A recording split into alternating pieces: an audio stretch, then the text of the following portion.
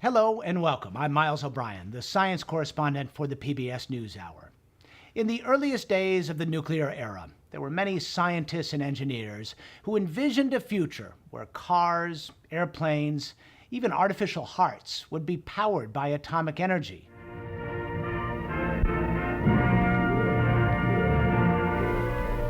Today, if you were to take a trip in almost any direction across our great country, you might suddenly come upon a sign such as this: Atomic City. This means the location nearby of one of our atomic energy plants, a potent reminder that we now live in the atomic age. In 1954, the chairman of the U.S. Atomic Energy Commission said one day electricity would be too cheap to meter. Of course, the devil is in the excruciatingly complex details. The air of immediate crisis evaporates, but new problems emerge. And from 3 Mile Island through Chernobyl, and more recently Fukushima, we have seen this seemingly magical power can go awry, and go awry quickly. The reverberations are global, and they can last for generations, as I discovered on my return to Fukushima. 3 years after the meltdowns, the road to Fukushima is still a gauntlet of roadblocks and strict security checks. And inside the exclusion zone, it remains a post-apocalyptic landscape of abandoned towns, frozen in time. We were on our way to one of the most hazardous places on Earth, the Fukushima Daiichi nuclear power plant. The Tokyo Electric Power Company, TEPCO, granted the NewsHour permission for a rare tour inside the plant, where 3 nuclear reactors melted down after the Great Tohoku earthquake and subsequent tsunami on March 11, 2011. In the seismically isolated and radioactively protected Emergency Response Center, we met the man in the hottest seat of all here, Superintendent Akira Ono. He runs an unprecedented decommissioning project that will not be done for decades. He prefers not to call it a cleanup. After all, if you're just cleaning up after an accident, he told me, there is a lack of quality, meaning speed is the only concern. I feel that isn't enough. We need to look ahead 30 to 40 years. To see it firsthand, we had to suit up. And then like scuba divers. We must also wear a full face mask and respirator for good measure. Resembling astronauts on the way to a fully fueled rocket, we donned special shoes and hard hats, then boarded a bus that would get us as close to the meltdowns as the laws of physics and common sense would allow us. Fukushima Daiichi, or number 1, was a complex of 6 boiling water reactors designed by General Electric. They were built on sloping terrain, sandwiched between a mountain ridge and the Pacific Ocean. The nuclear cores are between 600 and 800 feet from the harbor. 3 of those cores are now melted down, still steaming hot, their steel containment structures breached. Engineers believe some of the nuclear fuel has melted right through the steel containment vessels onto a concrete basement floor, where it is exposed to groundwater. As the groundwater passes through the plant, it gets mixed in with the contaminated water that is used to cool the melted down cores. The result is an awful lot of water that needs to be captured, or else it ends up in the ocean. Each and every day, about 100,000 gallons of fresh groundwater seeps into the basements of the plant, where it becomes contaminated with a witch's brew of radionuclides. TEPCO is furiously trying to keep pace with the water. They finish a new 250,000-gallon holding tank here about every other day. But the hastily built tanks have been leaking, prompting a switch to a welded design, buttressed by gutters, dikes, trenches, and water sealing. Regardless, no one disputes the plant is steadily leaking radiation-tainted water into the sea. When you go out to the open ocean, there is very little contamination found, says Superintendent Ono. Basically, the contamination is limited to the port. At the port, they are bolstering the last line of defense. This water shielding wall should be complete in September. Behind it is a system that injects a chemical into the ground that turns water into a viscous gel, stemming the flow to the sea. The company is also testing an idea to bury cooling pipes near the melted reactors to freeze the ground, making impermeable ice plugs and walls that would keep the clean and contaminated water apart. But all of this is clearly not sustainable. In about 3 years, they will run out of space for new water holding tanks. Then what? Masayuki Ono, no relation to the superintendent, is general manager of TEPCO's nuclear power division. タンクを作ることによって受け入れの余裕を増やしていくと。 We can't solve this problem by simply increasing the number of tanks, he told me. We need to solve the fundamental issue of underground water coming in. And TEPCO is also investing a lot in this sophisticated radiation water filtering technology. In trial runs, the Advanced Liquid Processing System, ALPS, has cleaned up 12.5 million gallons of water. ALPS removes cesium, strontium, and 60 other radioactive nuclides, but not tritium. There is no practical way to filter out this isotope of hydrogen. 科学的なプロセスによって取り除くということは困難ですが、 It is hard to remove tritium with scientific methods, he says, but given its biological properties, it is a radioactive substance with a very limited risk. リスクの低い Nuclear engineer Lake Barrett worked for the U.S. Nuclear Regulatory Commission at 3 Mile Island in the wake of the meltdown there in 1979. He is now a special advisor to TEPCO's president. When you combine all the water on the site with the tritium levels will be so low at Fukushima that they would meet the international drinking water standards.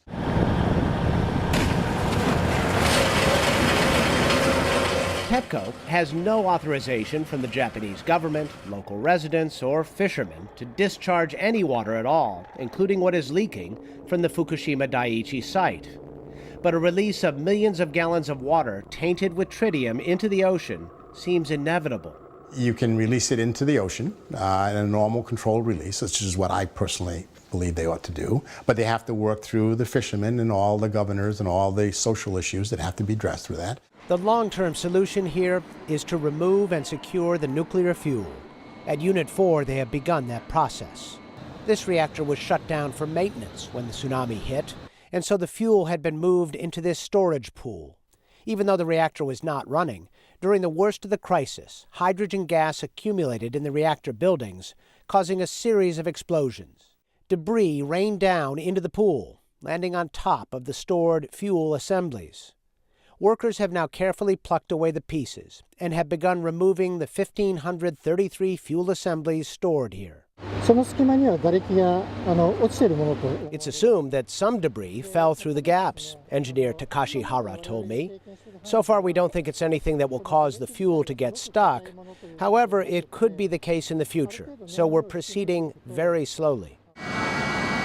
The fuel assemblies are transported in casks that will be stored in a more seismically secure, common storage pool. If all goes as planned, this process will be complete by the end of this year. But removing the melted fuel from Units 1, 2, and 3 is another matter entirely. The radiation levels are simply too high for humans to ever get close enough to clean up. Even so, TEPCO is vowing to have the fuel debris removed from one of the reactors by mid-2020. But how? The only way to do that is to invent robots that can do the job. And that is precisely what they're trying to do. They are probably the most robotic society, there is on Earth. Now you have to take it to another level, to work in the high radiation fields and to do things that they've never done before. There are many things that will have to be done here that have never been done before in order to decommission this plant. We'll need to incorporate more and more new things, Superintendent Ono told me. You can't brood on the past for answers. I want to take on the various challenges with a constructive attitude. Turn your hands over. Before we left, they carefully scanned all of us and checked the dosimeters that we carried along the way. During our 4.5-hour tour, we absorbed as much radiation as we would have in a single chest X-ray. It was dark when we rode the bus out of the exclusion zone. It was a quiet ride as we all processed the magnitude of the mess. 3 years after the meltdowns, the crisis has not ended here. In some ways, it's still unfolding. But what unfolded at Fukushima Daiichi could have been much worse. Its sister plant nearly had a similar scenario with a similar set of meltdowns in the wake of the Tohoku earthquake and tsunami. I toured that plant with the man in charge at the time, and he told me a harrowing tale. This is the other Fukushima nuclear power plant, Fukushima Daini, or number 2. When we visited the mock control room, these nuclear plant operators were in a training exercise. They handled a simulated earthquake and subsequent tsunami as if it were routine. They clearly know how to win the last war. 3 years ago, this plant was heavily damaged and in disarray after the tsunami, just like its infamous sister, Fukushima Daiichi, a few miles to the north. This is an electrical cubicle to the one pump. And proceed, there are a lot of sand, there are a lot of seaweed inside of this. Nahiro Masuda was the Fukushima Daini plant manager on that fateful day. He took me to an electrical equipment room that was inundated. You can see the print of that base. Please imagine the water is inundated like this height. The high water flooded these electrical controllers that provide power to motors that run seawater pumps, there to keep the nuclear cores cool. Usually we use those cubicles to supply the electricity to the motors. So the failure was in there? Yeah, failure is there. So we have a oxide power, but we cannot distribute those electricity to the motor. Then we decided to bring the cable from the other side, mountain side electrical cubicle to here. Then those are the cables we are pulling down. From dawn till midnight on March 13th, 2 days after the earthquake, 200 workers furiously laid down more than 5.5 miles of cables to connect the pumps to the only power source that survived the tsunami. Fortunately, our cooling function is coming back. Just before 2 hours to venting from the PCB. They finished just 2 hours before having to vent radioactive gas from the pressure containment vessel of the reactor into the atmosphere. It was a very close call. It's microsieverts, right? Yeah, microsievert. Masuda believes the lesson in all of this is that operators of nuclear plants must be able to stop, cool, and contain their reactors without any help from the outside. He says the Tokyo Electric Power Company has taken that lesson to heart. Is this plant safe to go back online? それはですね、難しい。英語で答えろって。非常に難しいです。Sorry. I don't want to use the strange word. When he switched to his native tongue, he said, although people who live near the plant consider Fukushima Daini to be on its way to decommissioning, the ultimate decision would be made by the national government. So while it may be too soon to talk about reopening this plant, TEPCO is not ruling it out. Masuda said the focus here remains on properly cooling down the nuclear reactors. This is just below the reactor pressure vessel of Unit 3 in Fukushima Daini. Masuda took us right below one of the reactors, still filled with fuel. There are similar chambers beneath the Fukushima Daiichi reactors that melted down. Masuda explained where the melted fuel has gone at Daiichi. Unfortunately, the fuel itself is exposed, melted through the pressure vessel and coming down this room and go down to the floor. At Fukushima Daiichi, the fuel has melted 2 feet into the 10-foot concrete pads that sit beneath the reactors. Were it not for some heroic work and a little bit of luck, the story of the 2 Fukushima nuclear power plants might have been the same. For many thousands of people who live near the Fukushima Daiichi plant, their lives will never be the same. And for many others, their livelihoods are gone forever. And no group has been hit harder than those who made their living fishing the waters near the stricken plant. As brisk winter mornings go, this was a fine one to go fishing. We steamed out of the port of Kashima, Japan, on the good ship Inari Maru. Our captain was Kimio Sato, a fourth-generation fisherman. His son Kozai was at the helm. Their predecessors in the family business never went on an expedition like this one. We cannot eat the fish we catch, Kimio told me. All fish must be released. We are allowed to fish only the amount necessary for inspection. The Inari Maru was plying troubled waters, fishing for data. It's part of a long-term effort to figure out when, if ever, fish caught near the Fukushima Daiichi power plant will be safe to eat. They reeled in nets filled with flounder, but threw most of them back into the Pacific. In the end, their haul was just one small bucket, about 12 pounds of fish, headed to a lab to be tested for radionuclides. In Japan, the radiation safety standard for fish is 100 becquerels per kilogram, the most stringent in the world. We occasionally catch fish exceeding that safety standard, says Kimio. I don't think there are many, though.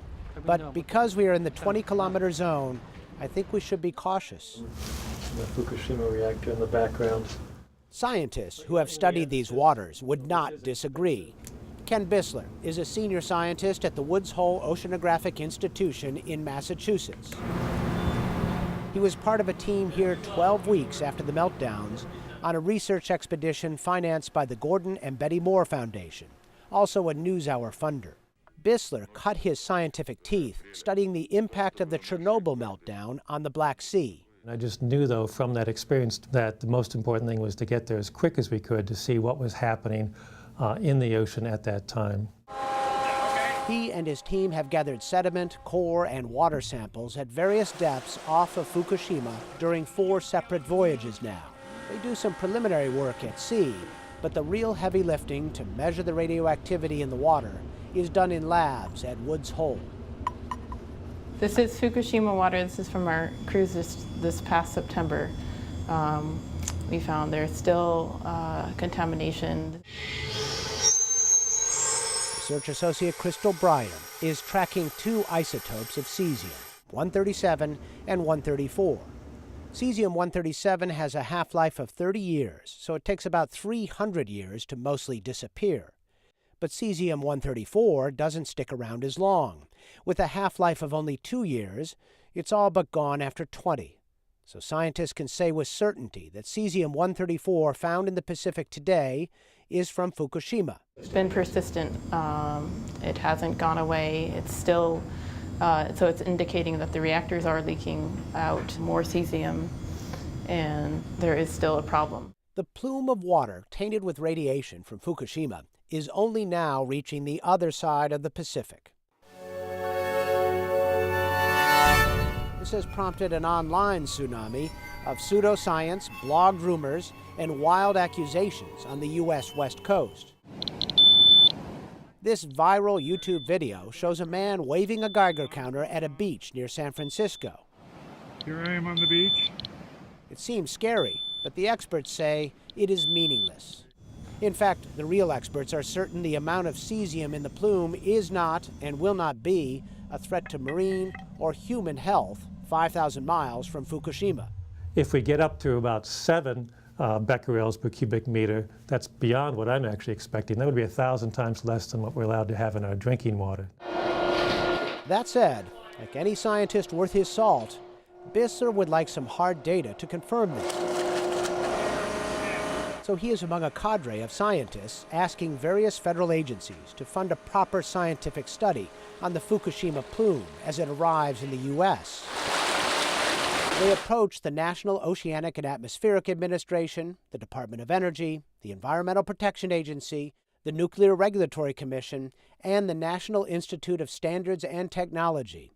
All said the same thing. It's not their responsibility. One of our frustrations is our government hasn't taken this on as something that we should sponsor in terms of our national interest. It's often a lot of finger-pointing going on, and we're hoping in the long run we can actually make some progress to find a home, as we call it.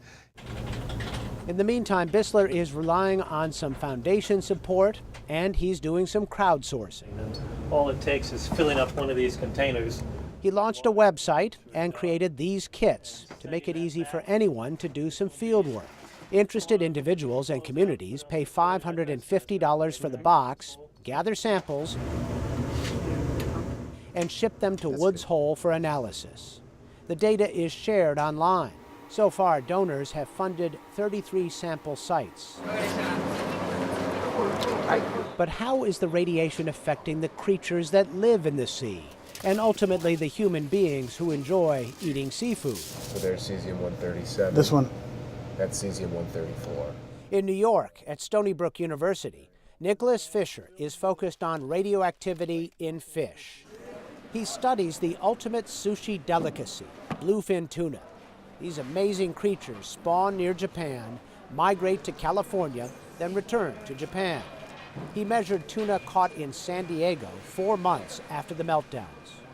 We were quite surprised to see that every single fish we analyzed had clear evidence of Fukushima-derived radionuclides in their tissue. This is what worries sushi lovers. But Fisher and his team measured only 10 becquerels per kilogram of Fukushima cesium. Remember, the allowable limit in Japan is 100 becquerels. It's very, very low. And it's much lower than that from the naturally occurring radionuclides, which no one was ever worried about in the first place. But eating bottom fish, like flounder, is another matter. Cesium released at the crippled nuclear power plant has made its way into the sediment. That makes it unlikely these Fukushima flounder will be deemed safe enough to catch and sell anytime soon. Those levels are very high and in some cases clearly exceed safety limits. I would certainly avoid eating those fish. Kimio Sato gave us some flounder samples so that we could test them independently. We took the flounder over to the Citizens Radioactivity Measuring Station in Minami Soma.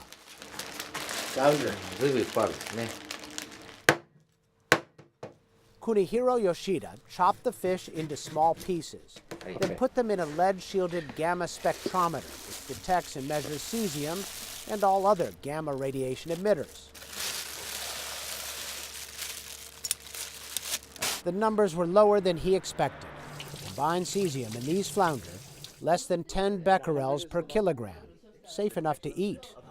But fishermen here will need to catch and test a lot more flounder before they can be declared safe to eat. Just part of Kimio Sato's frustration. The number of fish is increasing fast because we haven't fished for 3 years, he says, and they're getting bigger. 3 years ago, Kimio Sato rode out the tsunami in the wheelhouse of this boat. His wife Fumiko just barely escaped before their home was washed away. They now live in tiny temporary quarters. And now Kimio wonders if he has lost his legacy as well. The 5th generation of Sato fishermen may very well be the last. So will future generations in Japan rely on nuclear power to sustain their economy and their lifestyle? The current government is pushing to reopen the plants, but it faces very strong opposition amid poignant reminders of the scope and intensity of the disaster. In Japan, a meticulous and massive cleanup is underway near the Fukushima Daiichi nuclear power plant. They are scraping off 2 inches of soil contaminated with cesium and other radionuclides expelled from the plant after a series of explosions triggered by the earthquake and tsunami of March 11, 2011. The contaminated soil is bagged, placed on a watertight pad, and then covered with a tarp. It will be stored like this until a permanent site can be found. The radioactive cesium will remain in the soil for 300 years. At Yutaka and Keiko Hakazaki's home in Naraha, the cleanup apparently worked. We took some Geiger counter readings in their yard. Cesium levels were 0.204 microsieverts per hour, just under the government limit of 0.23. Still, the Hakozakis are unsure about returning to their home. But their feelings about nuclear power are now etched in stone. We experienced this accident firsthand, which is all the more reason we think that nuclear power plants are not suitable for this country, he said. Right now in Japan, not a single nuclear power plant is online generating electricity. 48 nuclear reactors, able to generate 30% of Japan's electrical demand, idle, while this country decides if the Hakozakis are right, or if turning the nukes back on is prudent, perhaps even mandatory, to maintain Japan's highly electrified lifestyle. Japan is making up for the idle nuclear facilities by running their fossil fuel plants at full tilt, importing $266 billion worth of oil, gas, and coal last year. In the country where the Kyoto protocols were drafted, CO2 emissions are up 13%. Prime Minister Shinzo Abe is pushing an energy policy that would turn the nuclear plants back on as soon as they meet more stringent safety standards adopted after the Fukushima meltdowns. While he has the votes in Parliament to make that happen, he doesn't have much support on the street. In fact, polls show as much as 80% of voters here now oppose nuclear power.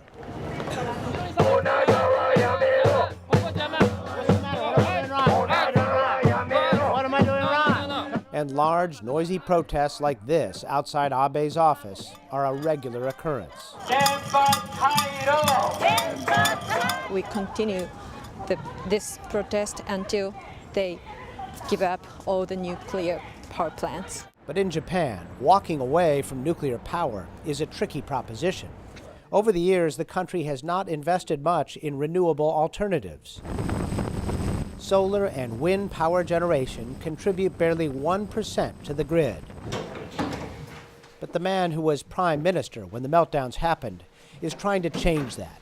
Up until March of 2011, Naoto Kan was a proponent of nuclear power. I changed my attitude within a week after the accident, when the worst-case scenario became clear, he told me. I concluded that we've got to quit using these nuclear plants. Kan's administration increased subsidies to encourage people to install solar panels on their homes. And Japanese corporations are also embracing renewable energy.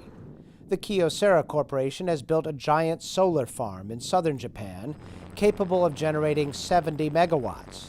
The company has also developed a smart renewable home concept that allows people to generate and store solar power. So 41 degrees Celsius is the temperature of the hot water? Yeah. In Tokyo, the giant construction firm Shimizu recently opened a new headquarters building that is wrapped in solar panels and brimming with energy conservation technology. And Kan himself, now a member of parliament, is practicing what he preaches. There it is, huh? This is when you're putting them on? Yeah? He showed me a satellite image of his home outside Tokyo. The roof is covered with solar panels rated to generate 5.7 kilowatts of electricity. Within 10 to 20 years, all the electricity that was being produced by the nuclear plants will be supplied by renewables. For that to happen, Japan will need a lot of people to start thinking like dentist Hideki Shinzawa. His home in Kashiwazaki is outfitted with solar panels and a wind turbine. If installing solar panels were to become mandatory, I feel that most homes could be self-sufficient, he told me. Shinzawa lives only 5 miles from the largest nuclear power plant in the world, TEPCO's Kashiwazaki Kariwa facility on the west coast of Japan. The company says it is ready to begin generating electricity here again after investing $2.6 billion in safety upgrades. A senior plant manager, Takeshi Ota, gave me a tour. We began at the new 50-foot-high tsunami wall. We have 891 piles under this basement. So this wall can withstand the massive power of earthquake and also following tsunami. In addition to the giant wall, they have built a 5 million-gallon reservoir high above the reactors that can supply cooling water for 7 days using only the force of gravity. And 100 feet above sea level, On a hill overlooking the plant, they have staged a series of gas turbine backup generators and a fleet of fire engines. So these fire engines are essential for us to keep cooling the reactor. What happens to this plant may very well be key to Japan's energy future. TEPCO is seeking permission to restart 2 reactors here in July. If that happens, it will make it easier for other nuclear power plants to come back online. But the governor of the prefecture that is home to Kashiwazaki Karewa is fighting TEPCO's proposed plan. Despite a series of investigations and reports on Fukushima over the past 3 years, Hirohiko Izumida is insisting there are still unanswered questions. 福島の事故のですね The cause of the accident at Fukushima is yet to be identified, yet they are declaring that the Kashiwazaki Karewa plant is safe. I find this exceedingly arrogant, he said. And while many of his constituents depend on the TEPCO plant for their livelihood, they too are wary of nuclear power. If these alternatives are improved enough through some sort of scientific advances, that would be best, says Yoshinori Takahashi, a bus driver at the plant. Then the use of nuclear power will naturally taper off. I wish for it to be eliminated that way. That's the goal here on the Pacific coast, 50 miles east of Tokyo. These wind turbines are the first phase of a project to build 50 more offshore. Mamoru Komatsuzaki is president of the wind power company. He says Japan is 10 years behind nations that have embraced renewables, leaving the country with few alternatives to nuclear power. It's impossible to fill the gap right away because it takes time to build renewable energy sites, he said. I think we can catch up in about 6 years. When the Japanese make a commitment to catch up, they have an extraordinary way of delivering on that promise. But it seems inevitable they will have to rely on nuclear power in the meantime. The reactors may be safer, but will they be safe enough?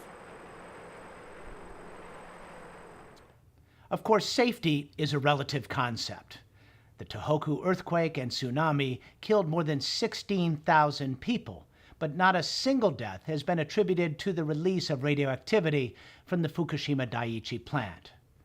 Of course, local health officials have been following the evacuees in the Fukushima region, and they say there have been more than 1,600 deaths attributed to stress. In the end, perhaps the biggest risk associated with nuclear energy might very well be the fear of nuclear energy. Thanks for watching. I'm Miles O'Brien.